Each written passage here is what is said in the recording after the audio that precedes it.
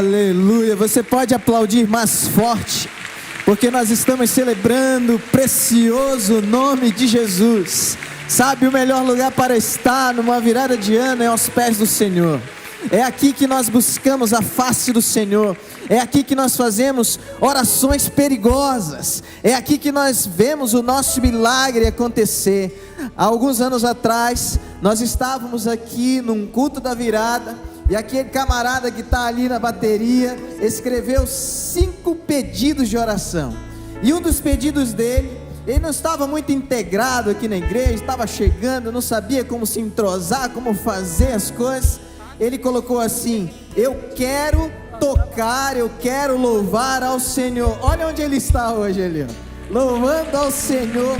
Louvado seja o precioso nome de Jesus. Ouvimos aqui outros milagres, ouvimos desses bebês que foram e são um milagre para nós. Nós podemos ouvir a voz de Deus através deles. Sabe, enquanto vocês falavam aqui, eu ouvi Deus falando para nós, para todos nós. O Dante foi a voz de Deus, é a voz de Deus mostrando para nós que os nossos sonhos, o meu e o seu sonho, pode voltar a viver. O meu e o seu milagre vai voltar a acontecer, ou vai acontecer na nossa vida, para a glória de Deus. Sabe, nós queremos agradecer, porque milagres estão acontecendo nesse meio aqui. Quer ver um milagre? Vou falar um milagre agora para você. O Bonfim e a Gorete, onde eles estão? Bonfim e a Gorete. Bonfim e a Gorete estão bem aqui. 44 anos de matrimônio. Isso é um milagre, gente. Louvado seja o nome do Senhor. E Deus está falando conosco também através da vida de vocês. Nós vamos orar agora agradecendo, porque Deus tem sido fiel na vida de vocês e está nos inspirando nessa noite. Você que está participando conosco pela TV, pelas redes sociais, também ouça essa voz para o seu coração. Nós vamos orar. Mas vamos orar também pela Luísa. A Luísa tem 5 meses, está internada com meningite bacteriana. Nós cremos que Deus pode visitar a Luísa. Vamos orar também pelo Fábio. Fábio perdeu a sua mamãe e está aqui conosco hoje. A gente quer pedir que Deus derrame o seu Espírito Consolador sobre você, Fábio, sobre a sua família. Eu tenho certeza que o envolver dos braços do Espírito Santo de Deus hoje te trará paz, a paz que excede todo o entendimento. Mas eu queria saber se tem alguém mais nessa noite que precisa de um milagre. Alguém mais nessa noite precisa de um milagre? Alguém mais precisa de um milagre? Você vai levantar as suas 2 mãos e deixar essa mão levantada na direção do céu, porque é de lá que vem o milagre. Senhor Jesus, obrigado. Obrigado, Pai, por esse tempo especial que podemos ouvir os testemunhos de fé, testemunhos de milagres, e esses testemunhos, com toda certeza, falam poderosamente aos nossos corações. A Thalita falou um pouquinho sobre a sua experiência e o toque extraordinário do Senhor com relação à sua gravidez, e hoje ela foi a voz de Deus para nós nesse lugar. Pai, a Jerusa veio falar sobre o Dante junto com a sua família, e o Dante é a materialização da voz de Deus nesse lugar, falando a cada um de nós. Mas nós agora, Pai, suplicamos, clamamos pelo poderoso nome de Jesus. Os teus filhos e filhas estão com as suas mãos levantadas, clamando pela tua intervenção, pelo teu milagre. Por isso, Pai, esses que estão com as mãos levantadas, Espírito Santo de Deus, o Senhor que tem todo o poder para transformar, para curar, para mudar histórias, que nessa noite esses meus irmãos e irmãs saiam daqui com o seu milagre nas suas mãos, para louvar e testemunhar que também foram visitados pelo poderoso nome de Jesus Cristo, o Cordeiro Santo de Deus. Mas pedimos também pela Luísa, pelo Fábio. Pai, visita a Luísa, em nome de Jesus. Vai lá naquele leito de hospital e toca no seu corpo adoecido, restaurando cada célula do seu corpo, trazendo a ela, Pai, saúde. Pedimos também pelo Fábio e a sua família. Deus, em nome de Jesus, Espírito Santo, envolve o Fábio e junto com ele toda a sua casa, para que o seu nome seja exaltado através desse preencher do Senhor no coração dele. Mas hoje também te celebramos pela vida do Bonfim e da Gorete. Pai, em nome de Jesus, que seja assim também na nossa história, nas famílias representadas aqui, Deus. Que os nossos lares possam celebrar os 44, os 50, os 60, os 70 e muitos mais anos que o Senhor nos der de matrimônio. Que eles que vieram neste lugar para falar conosco hoje, através desse compromisso que assumiram diante do altar, seja também a voz do Senhor ecoando no nosso coração, na nossa mente, em nome de Jesus. Amém e amém. Glória a Deus. Eu vou pedir para você ficar mais um pouquinho de pé. Eu sei, daqui a pouco você já vai sentar. Eu vou só explicar como é que vai funcionar a nossa dinâmica, para você não ficar ansioso. Eu sempre falo isso, porque eu vejo que quando começa a chegar perto da meia-noite, todo mundo fica ansioso. Não se preocupe, na minha frente tem um relógio. Eu sei quando vai chegar perto da meia-noite. Então 5 para meia-noite, nós vamos nos ajoelhar, porque é assim que a gente gosta de passar o ano, sabe? Espiritualmente falando, nós estamos pedindo ao Senhor: Pai, esse novo ano que está começando, Pai, esse novo ano que está começando, que o Senhor mesmo derrame as suas bênçãos sobre a nossa vida. E nós estamos nesse lugar, de joelhos dobrados, porque cremos que o Senhor é poderoso. Então nesse horário, nós vamos fazer isso. Aí depois nós vamos se levantar. Você pode dar um feliz ano novo para alguém, celebrar a Jesus. Nós vamos cantar uma canção, mas eu vou direcionar você aqui. Mas nesse momento nós vamos também celebrar a ceia do Senhor. E eu vou pedir para você pegar um dos teus elementos, estão à frente aí do teu assento. E esse é um momento muito especial, porque nesse momento nós lembramos que o Senhor morreu e ressuscitou. E sabe, quando nós olhamos para 1 Coríntios capítulo 11, a partir do verso 22, nós percebemos que Paulo nos ensina ali como é que deve ser o proceder desse momento. E enquanto ele está nos ensinando, nós estamos vivendo algo especial. Estamos lembrando que assim como o Senhor morreu e ressuscitou, Ele também um dia retornará, e nós poderemos louvar o seu nome junto com Ele, com os anjos do céu. Então nós celebramos a ceia nesse primeiro momento de culto, agradecendo a Deus, porque nós reconhecemos que esse corpo foi entregue por nós, esse sangue foi derramado por nós. Então eu vou pedir para você que já pegou o seu elemento. Nós temos aqui esse pequeno elemento, uma bolacha, que representa o corpo que foi entregue por nós. E todas as vezes que nós olhamos para esse elemento e celebramos esse momento, nós estamos agradecendo a Deus, porque o corpo de Jesus foi entregue em meu e em seu favor, para que eu e você pudéssemos ter vida completa, vida abundante. Eu tenho certeza que esse primeiro ato é um ato que já semeia esperança na nossa mente, no nosso coração, para que o nosso próximo ano seja um ano assim, cheio de esperança, cheio de vida, cheio de salvação. Por isso nós vamos agradecer ao Senhor pelo primeiro elemento com a nossa irmã Jocélia.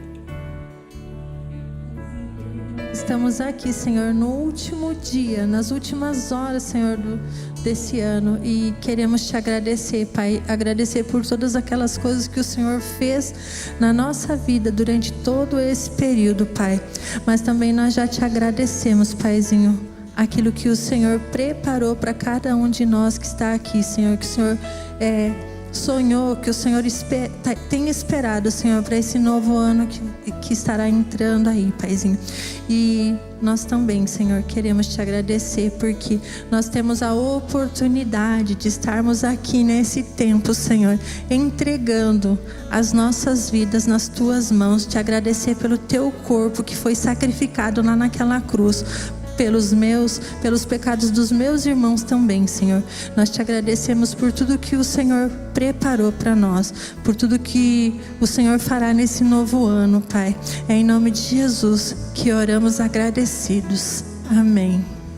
Vamos todos juntos, em gratidão, participar do corpo de Cristo.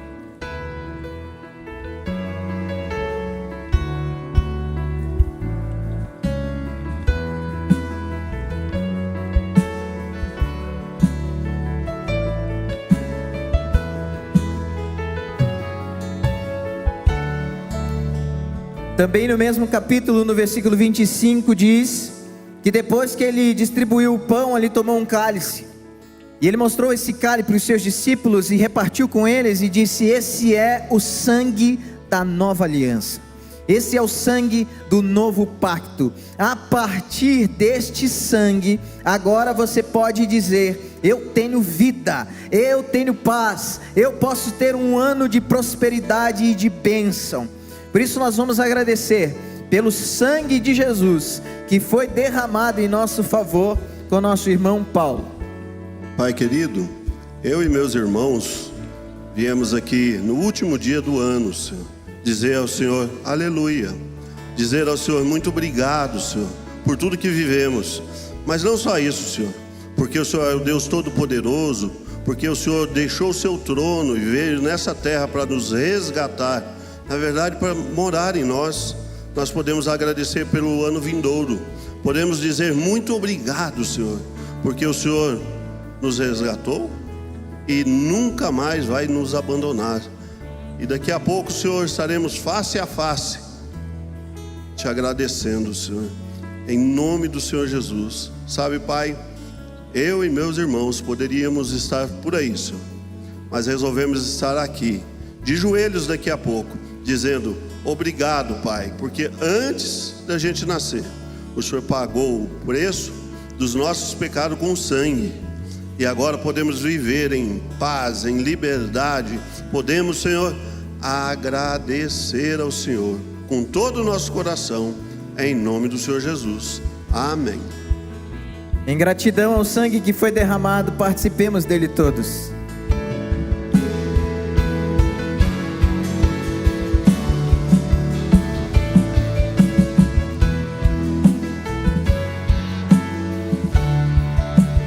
Agora sim você pode sentar-se. Muito obrigado, gente. Esse é um culto que me anima muito. Primeiro que é um culto que eu posso usar um terno e uma gravata, fico mais bonito.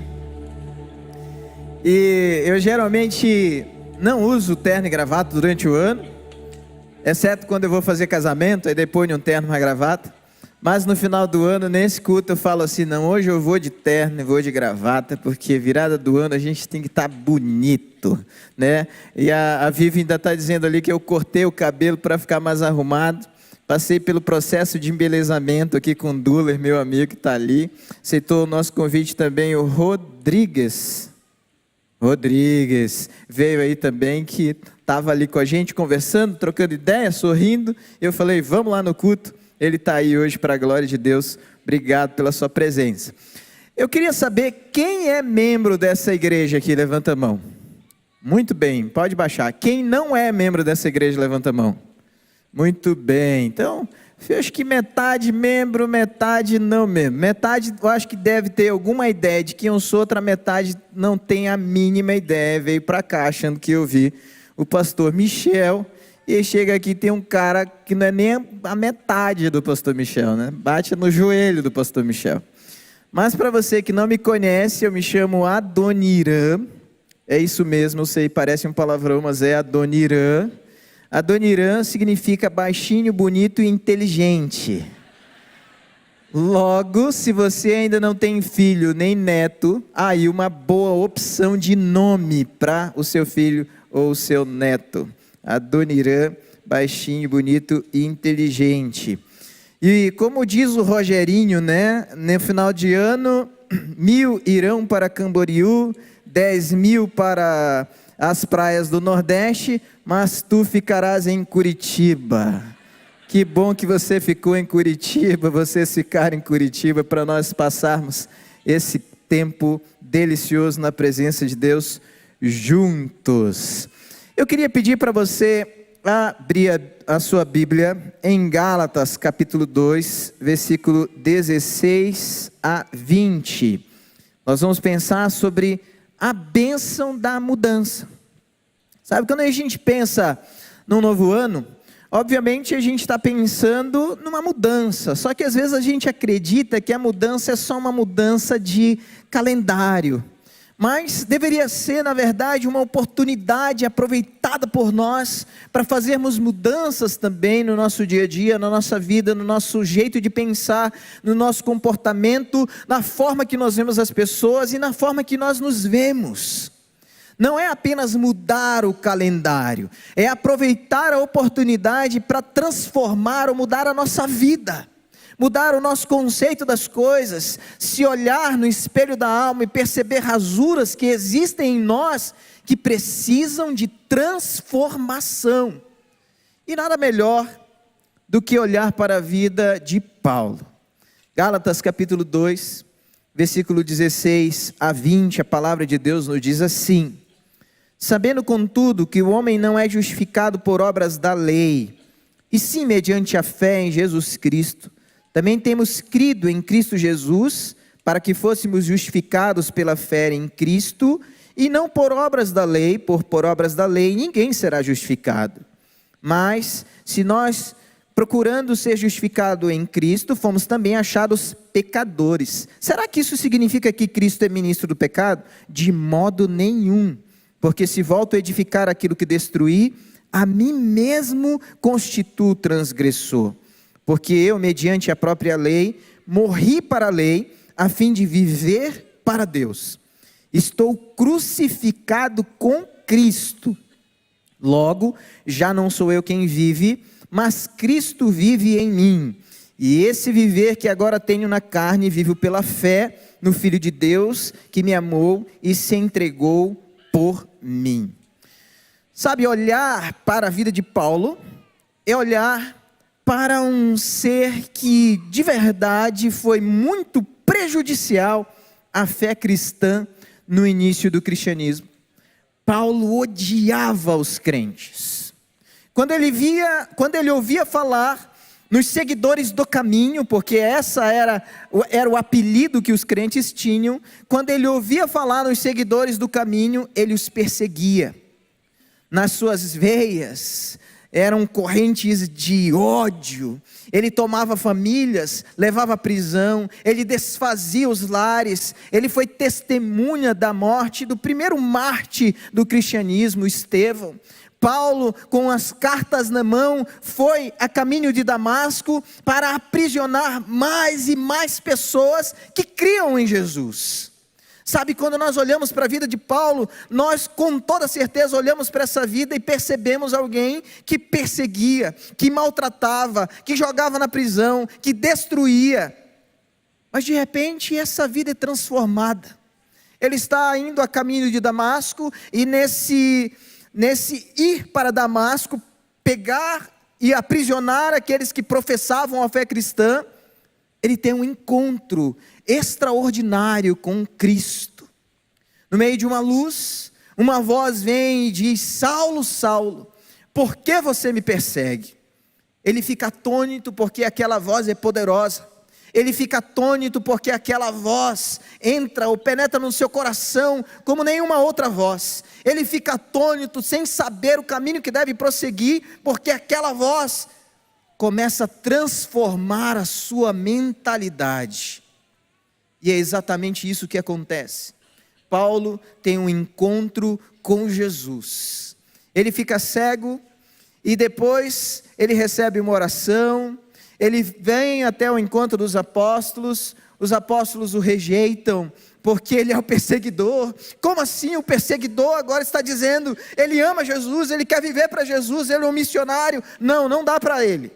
Então ele fica alguns anos, 14 anos, ele diz em Gálatas capítulo 2, versículo 1, 14 anos, parece que esperando a oportunidade, a chance de ser visto por alguém. E finalmente alguém lembra de Paulo. Barnabé lembra de Paulo, lembra da sua destreza, lembra da sua capacidade incrível de eloquência, lembra da sua inteligência. Então ele sai de onde ele está, em Antioquia, vai atrás de Paulo e traz Paulo para a primeira viagem missionária.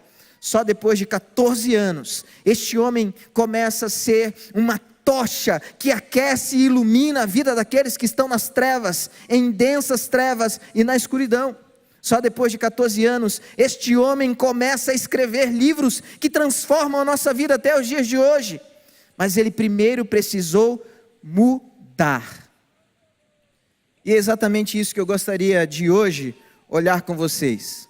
Mas para funcionar, nós vamos fazer um combinado aqui. Eu já vi que vocês gostam de repetir. O nosso pastor de vez em quando pergunta alguma coisa, vocês repetem, que é uma beleza. Hoje a gente vai treinar, para ninguém ser pego de surpresa, tá bom? Então a gente vai fazer assim, ó. Eu vou falar assim, ó. Quando eu mudo, vocês vão responder, tudo muda ao meu redor. Vamos fazer um treino? Quando eu mudo, meu Deus do céu, não sei se eu sou um bom professor ou se vocês são excelentes alunos. Ficou ótimo, né, Thalita? Vamos ver o coral aqui, que o coral é até mais afinado. Quando eu mudo, muda ao meu redor. Parece que foi pautado o negócio. Deve estar escrito em algum lugar que vocês estão lendo, né? Porque não é possível, foi muito bom.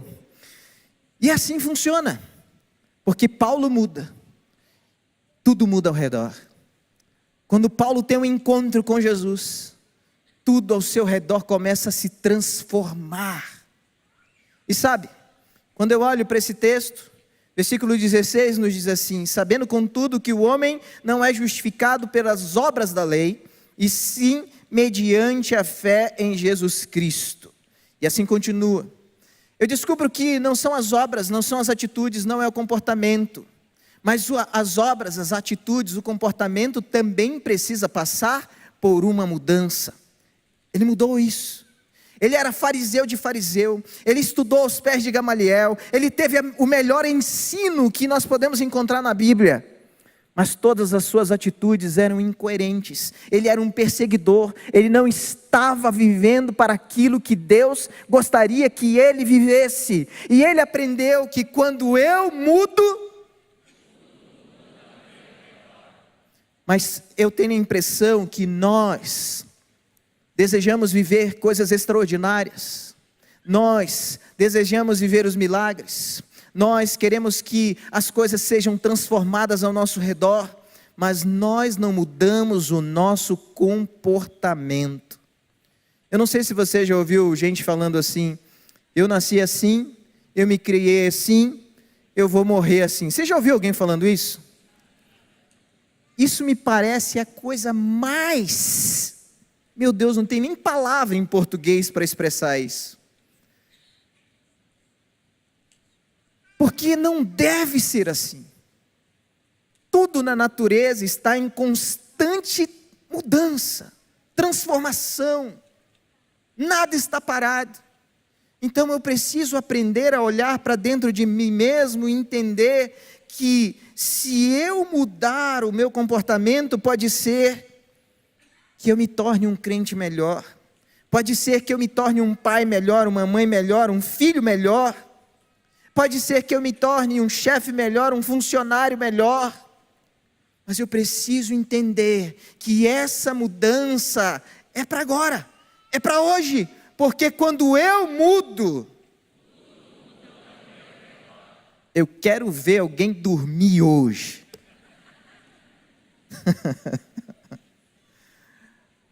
Mas vai ter. Mas se você dormir, eu vou falar assim, você lá da segunda poltrona, do canto esquerdo, não é você não, jurei, apontei para você, mas não é você, viu? Você vai ficar bem acordado. Uma outra coisa que eu percebo, olhando para o verso 17 e 18 agora, ele diz assim: mas se nós, procurando ser justificados em Cristo, fomos também achados pecadores, será que isso significa que Cristo é ministro do pecado? De modo nenhum, porque se volto a edificar aquilo que destruí, a mim mesmo constituo transgressor. Sabe, não são apenas os comportamentos que precisam ser mudados, os nossos relacionamentos. E aqui eu gostaria de trazer algo que é muito novo, mas que a gente pouco fala nos púlpitos. Nós ignoramos às vezes os relacionamentos virtuais. Eles existem. Quem usa o WhatsApp aí? Está aí. Quem usa rede social, outras redes sociais, porque o WhatsApp, eu não sei se você sabe, é uma rede social. Quem mais usa a rede social? Quando você se inclina para usar uma rede social, você está se inclinando na direção de outras pessoas. Você está se relacionando com essas pessoas. Essas pessoas vão te influenciar positivamente ou negativamente. Então eu preciso aprender a fazer escolhas relacionais saudáveis, de crescimento, que vão aprofundar a minha fé, que vão me aproximar de Deus, que vão enxertar em mim algo valoroso, grandioso, transformador. Mas o que a gente faz? Às vezes, nós ficamos na mesma e não nos expomos a pessoas que são mais inteligentes que nós, por exemplo. Pessoas que leem mais que nós, pessoas que se articulam, ou que têm uma inteligência, uma sabedoria relacional, uma inteligência emocional mais aguçada, que pode nos ensinar mais, porque a gente tem medo de ser julgado, a gente tem medo de ser repreendido, a gente tem medo disso, daquilo, e permanecemos na mesma. Por isso não nos inclinamos para a mudança, mas quando eu mudo, tudo muda ao meu redor. Então eu preciso entender que as mudanças que Paulo passa, ele passa a partir do relacionamento que ele tem com Barnabé. Ele não entende tudo de como está funcionando o cristianismo, mas alguém se aproxima dele, daqui a pouco outra pessoa se aproxima dele, daqui a pouco Lucas cola nele, Timóteo cola nele, a família de Timóteo cola nele, e ele começa a observar a partir desses relacionamentos, como deve ser o comportamento dele, como deve ser o linguajar dele, como deve ser o proceder dele, como ele deve estar apresentado diante das outras pessoas, ou como deve se apresentar diante das outras pessoas. E aí ele começa a mudar, e à medida que as pessoas começam a olhar para ele, as pessoas começam a enxergar algo diferente, algo que reflete a imagem de Jesus, através da vida desse homem.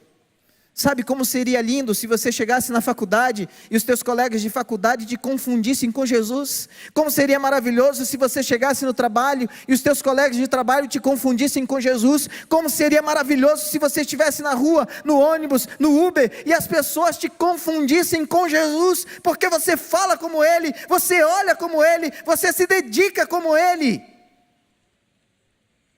Mas não tem sido assim. Não tem sido assim. A gente está brigando na internet por causa de política. A gente está maltratando os nossos irmãos. A gente está dizendo que não pode usar esse tipo de chinelo, tem que usar outro.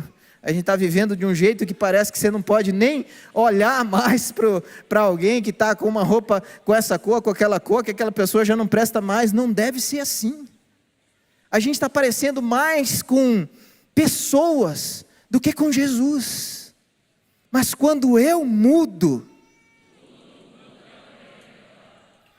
esses relacionamentos precisam mudar. Eu preciso abrir o meu coração para ouvir a mensagem de Deus. Eu preciso abrir a minha vida para ser transformado.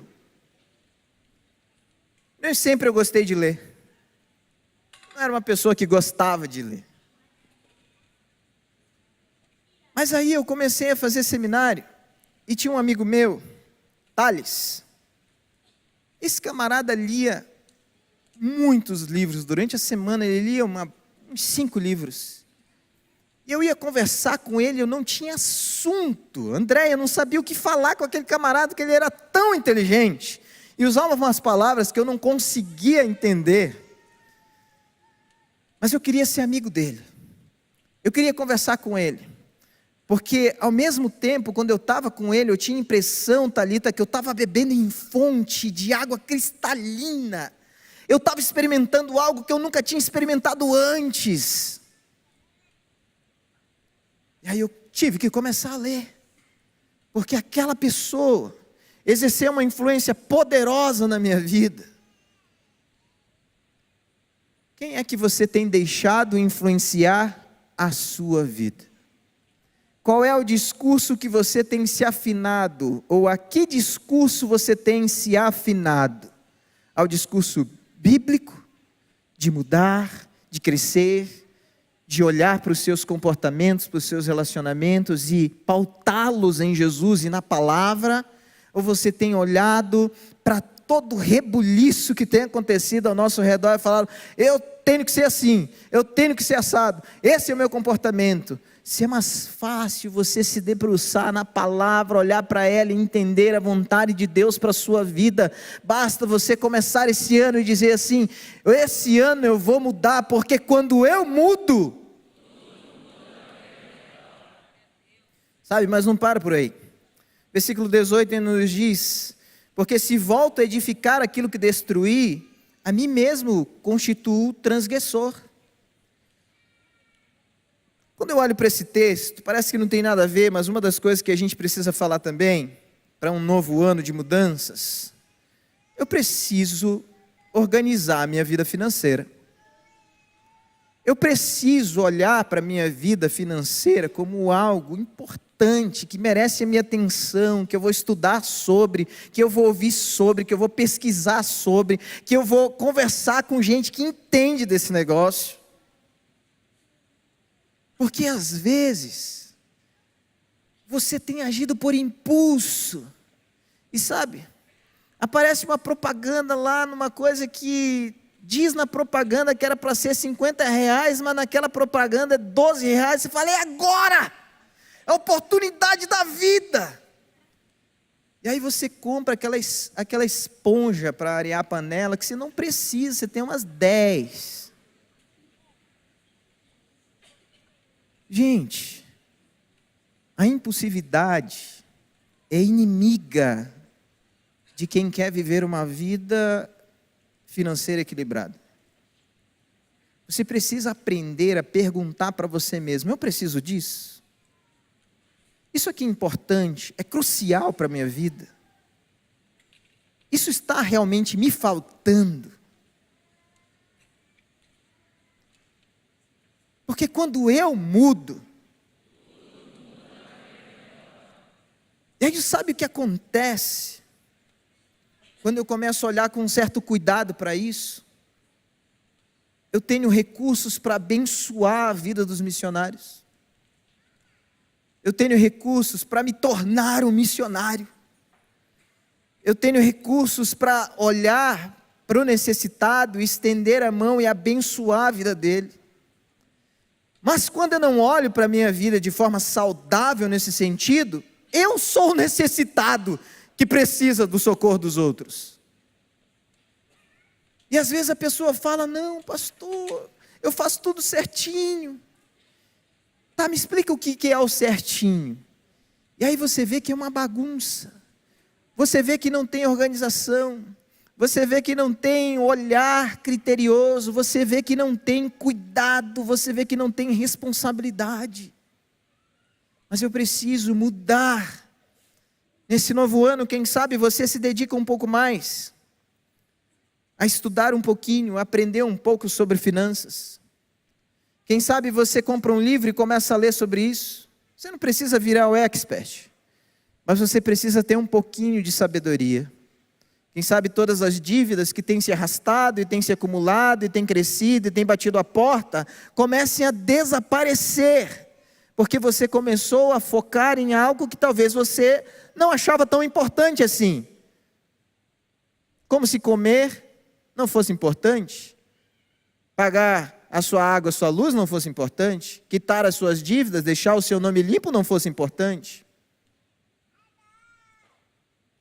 Fazer algum investimento, se você pode, não fosse importante? Se eu começo a mudar nesse aspecto, eu começo a ver a evolução, a transformação e a revelação do poder de Deus também na minha vida, e eu posso abençoar a vida de outros. Mas o versículo 19 e 20 nos diz assim: porque eu, mediante a própria lei, morri para a lei, a fim de viver para Deus. Estou crucificado com Cristo. Logo, já não sou eu quem vive, mas Cristo vive em mim. Essa vida e esse viver que agora tenho na carne, vivo pela fé no Filho de Deus que me amou e se entregou por mim. Sabe, nós precisamos de mudanças radicais na nossa relação com as pessoas, na nossa relação com as finanças, no nosso comportamento, mas na nossa relação com Deus. Eu não vou perguntar aqui, para ninguém passar vergonha, mas se eu fosse perguntar, quem leu a Bíblia toda esse ano? Não levanta a mão, não perguntei. Porque se eu fosse perguntar o contrário, aí você ia ficar com vergonha. Porque você teve tanto tempo para scrollar. Aprendi esse termo aí com a nova geração, né? Scrollar o Instagram, TikTok e outras coisas. O teu celular, inclusive, já te dedurou no final da semana. Ele disse: você ficou 9 horas nessa semana na coisa. Imagina se essas 9 horas, não, tudo bem, eu preciso disso, eu sou uma pessoa tensa, ansiosa, eu preciso, um pouquinho de dopamina não faz mal. Então, vamos dividir pela metade dessas 9 horas. Metade das 9 horas, pastor William, se você tivesse lido a Bíblia. Metade das 9 horas se você tivesse orado. Metade das 9 horas se você tivesse se dedicado a um louvor. Metade das 9 horas se você tivesse evangelizado alguém. Metade das 9 horas se você tivesse discipulado alguém. Metade das 9 horas se você tivesse falado assim para o nosso ministério de células aqui. Todos nós, na verdade, somos esse ministério de células. A minha casa vai receber uma célula. Alguém pode vir aqui dar um treinamento ou trazer alguém para ministrar na nossa casa, abençoar a nossa família. Mas os nossos relacionamentos, às vezes precisam de mudança, porque eles vão ser um reflexo do nosso relacionamento com Deus. É horizontal, refletindo o vertical que não existe. É horizontal precisando melhorar, porque o vertical não existe. Eu tento melhorar aqui, mas a minha vida com Deus, a minha relação com Deus, está falha. Paulo acreditava que estava tudo certinho. Fariseu de fariseus, jejuava toda terça e toda quinta, estava no templo, fazia os seus votos, cumpria os seus votos, vestia a roupa da religião, falava com a religião, tinha os textos sagrados de cor, mas a sua relação vertical estava quebrada. A sua relação com Deus estava quebrada. E quando ele tem esse encontro com Jesus, e aí ele se reconecta com o Senhor, e ele passa a viver para a glória de Deus. Mas a minha pergunta para você: como é que tem sido a sua relação com Deus? Porque quando eu me relaciono com Deus, eu tenho uma tendência a não viver mais eu, mas é Cristo que vive através de mim. Quando eu me relaciono com Cristo, não é mais o meu linguajar, é o que Ele fala. Quando eu me relaciono com Cristo, não é mais o que eu penso, é o que Ele pensa. Quando eu me relaciono com Cristo, não é mais as coisas que eu acho, que acredito que deve ser. É o que Ele me ensina e como Ele me orienta. Como é que tem sido a sua relação com Deus. Se você passar a se relacionar com Ele, você vai ver grande mudança. Você verá sinais, você verá maravilhas, você verá coisas extraordinárias. Você experimentará coisas que você nunca experimentou antes, porque você passou a ler a Bíblia como nunca antes, você passou a orar como nunca antes, você passou a louvar como nunca antes. Você tem buscado essa relação com Deus como nunca antes. Então, quanto mais você se enche de Deus, mais do transbordar de Deus da sua vida é evidente. Mas você precisa mudar isso urgente, porque a sua busca por Deus tem sido mínima. O seu compromisso com Deus tem sido mínimo. E sabe, se você mudar isso, nesse novo ano, esse vai ser o ano do extraordinário na sua vida. Esse vai ser o ano das coisas novas na sua vida. Esse vai ser o ano de experiências tão gigantescas na sua vida, que você vai olhar assim e você vai pensar: uau, isso tudo estava à minha disposição e eu não tinha aproveitado ainda. Mas você precisa mudar, porque quando eu mudo, de repente essa é uma coisa que você vai adicionar e dizer assim: Deus, esse ano vai ser diferente. Todas as vezes que eu pensar em entrar numa rede social, antes eu vou ler um capítulo da Bíblia, 2, 3 capítulos da Bíblia.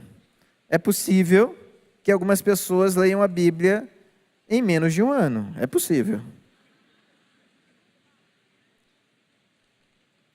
Mas sabe, versículo 20 ainda me diz: e logo já não sou eu quem vive, mas Cristo vive em mim. Esse viver que agora tenho na carne, vivo pela fé no Filho de Deus, que me amou e se entregou por mim. A minha relação com Deus precisa mudar, mas eu tenho a impressão que Paulo não conseguia perceber o que Deus percebia nele. Então, ele nos ensina que a minha visão, a minha percepção sobre mim mesmo também precisa mudar. Eu não sei se você sabe, mas o capítulo 4, versículo 13 de Gálatas, nos dá uma ideia de que Paulo tinha uma deficiência nos olhos. Muito provavelmente porque na sua conversão, quando ele teve esse encontro com Jesus, uma luz veio na direção dele e ele ficou cego. Ele ficou cego, depois Ananias foi, visitou, fez uma oração e caíram como escamas. Paulo, então, passa a ser uma pessoa que parece que é marcada por essa baixa visão. Tanto que, em Coríntios, ele vai falar sobre um espinho na carne. E muitos estudiosos, o Hernandes Dias Lopes, o Charles Spurgeon, o Karl Barth, o Jonathan Edwards, acreditam que está relacionado a algo que Deus colocou na vida de Paulo para que ele permaneça humilde. E é muito curioso porque o nome Paulo significa humildade, menor, pequeno, humilde. Me parece que este homem precisava olhar para dentro de si mesmo e perceber o que Deus percebia e ver o que Deus via. Mas só que ele olha para dentro de si mesmo e ele distorce a imagem de Deus nele. Perceberam? Capítulo 2, versículo 1 diz que ele fica 14 anos em silêncio. Nesses 14 anos ele não faz nada. Alguns estudiosos vão dizer que ele está estudando, que ele está se preparando, que ele está procurando na Bíblia onde achar Jesus ali para justificar uma pregação. 14 anos! Meu Deus do céu, é muito tempo. É muito tempo. Mas um dia alguém foi lá, Barnabé lembrou de Paulo, chamou Paulo e disse: olha, Deus está vendo algo em você, a visão que você tem de você mesmo precisa mudar. Algumas pessoas param de servir, param de se envolver, param de se relacionar com outras pessoas na igreja, e de buscar uma vida de relação na fé, de crescimento dos dons do Espírito Santo na igreja, porque se acham inúteis. As pessoas idosas dizem: eu não tenho mais idade. As pessoas com deficiência dizem: eu não tenho espaço, eu não tenho capacidade. Algumas outras pessoas vão dizer: não dá certo para mim, pode ser que dê certo para outro. Paulo esperou 14 anos para se encaixar no que Deus tinha para a vida dele, para viver o que Deus tinha para a vida dele. Esse ano você vai mudar a sua visão de você mesmo, porque você vai passar a olhar como Deus olha para você. E a partir do momento que você passar a enxergar o que Deus enxerga na sua vida, o potencial que você tem e aquilo que Ele quer fazer através dos seus dons e dos seus talentos, você vai mudar. Porque quando eu mudo, tudo muda ao meu redor. Mas eu preciso de mudança. Eu não posso usar a minha idade como muleta. Eu não posso usar a minha condição financeira como muleta. Eu não posso usar a minha deficiência como muleta. Eu não posso usar o lugar de onde eu vim como muleta. Eu preciso mudar. Nós precisamos mudar. Quando Paulo entendeu isso, ele se tornou o maior evangelista do Novo Testamento. Em 3 viagens missionárias, ele se tornou o maior plantador de igrejas que o Novo Testamento relata. O maior escritor. Ele escreve um compêndio teológico tão poderoso e organiza isso em Romanos e Efésios de uma forma tão espetacular que alguns estudiosos, alguns teólogos se debruçam sobre esses livros durante a vida inteira para entender versículo por versículo e tentar aplicar aqueles versículos na sua vida. Este homem que olhava para dentro de si mesmo e não conseguia ver o que Deus via, precisou mudar. E quando ele mudou, ele entendeu que tudo começou a mudar ao redor dele.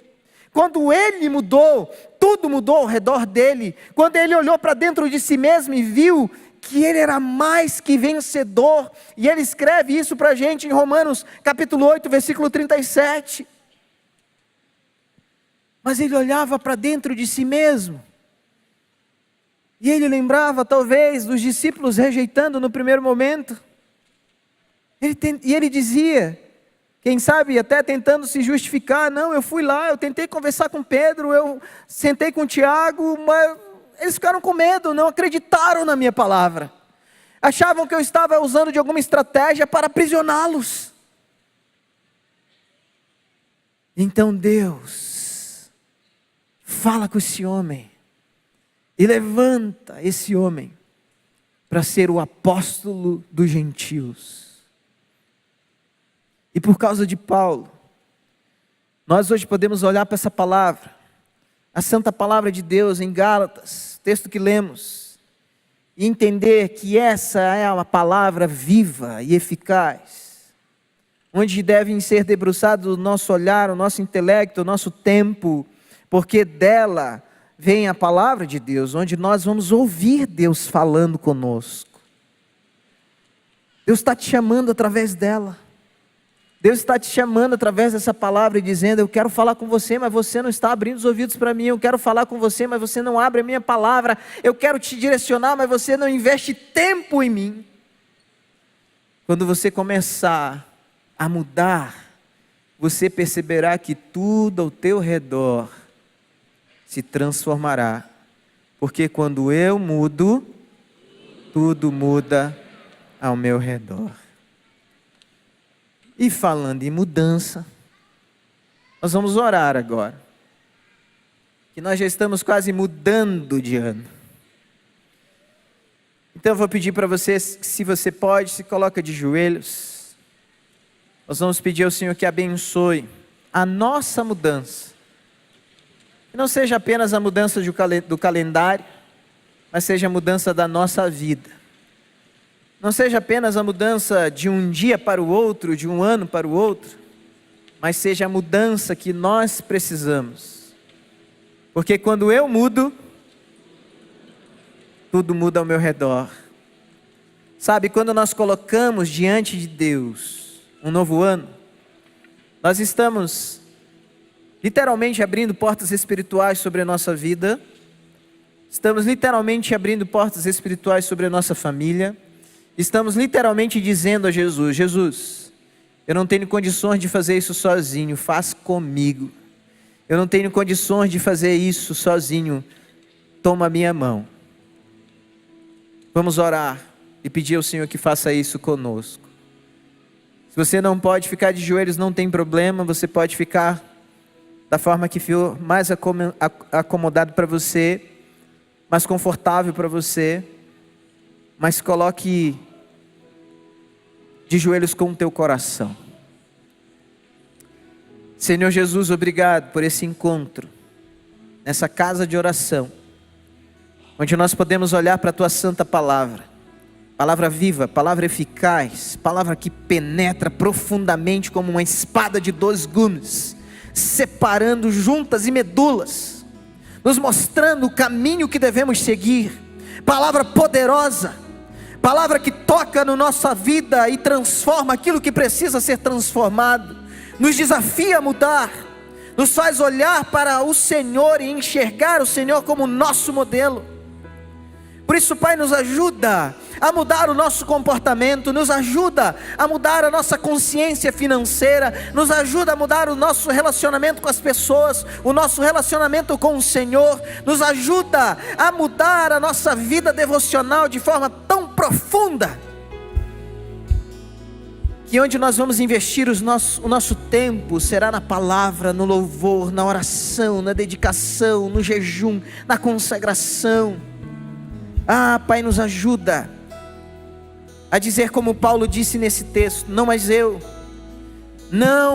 eu já estou crucificado com Cristo, e a vida que agora vivo, eu vivo na fé no Filho de Deus, que me amou e se entregou por mim. Me ajuda, Deus, nos ajuda a ser como Paulo nesse aspecto, e a olharmos para dentro de nós mesmos, e reconhecer que há sim um chamado no nosso coração, na nossa mente, na nossa vida.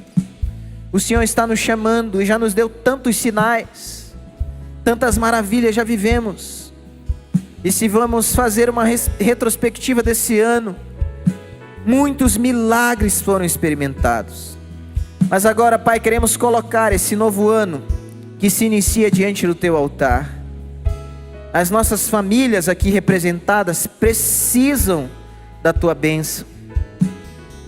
A nossa vida sem Ti é uma vida desorganizada, é uma vida vazia, é uma vida sem sentido, é uma vida de faltas.